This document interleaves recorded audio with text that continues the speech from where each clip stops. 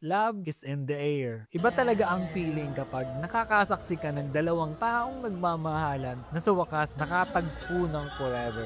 Kanina lang, sila pa yung magkahawak kamay. Ngayon, magkahawak na ng pangako habang binibigkas ang kanilang I do. Sobrang nakakakilig. Kasama ko sina Isay at Annalisa sa special na araw ng aming kaibigan, Jan and Sarah. At grabe, punong-puno ng pagmamahal at saya ang paligid. Bago pa magsimula ang program, dinaan muna namin sa kulitan sa photo booth. May malaking cellphone monitor, feeling namin parang nasa isang live wedding vlog. Post dito, post doon, akala mo kabi ang ikinasal. Tapos biglang, ayun, pumasok na ang entourage. Sunod-sunod na ang pamilya, sponsors, at nang dumating na ang bride at groom, grabe, walang hindi napangiti at halos lahat mapaluha. Ganito pala yung feeling kapag nasasaksihan mo ang pagmamahal na naging ganap, yung hindi lang sinasabi, kundi pinaninindigan. Pero syempre, anong kasal ang walang palaro? May mga pakulo pa para sa guest at may premyo raw na 1,500. Lahat biglang nagpanic, competitive mode activated hanggang sa maribil na 1.5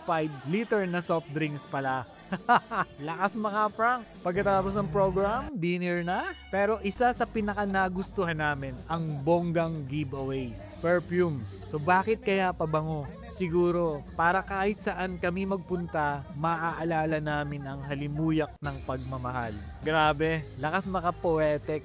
At sa dulo ng gabing to, isang bagay lang ang sigurado, ang tunay na pag-ibig, hindi lang to nararamdaman kundi pinapahalagahan, ipinaglalaban at binibigyang pangako. Kaya sa inyo, John and Sarah, my best wishes and congratulations ulit. Enjoy ninyo ang matamis ninyong pulot gata. Love you guys.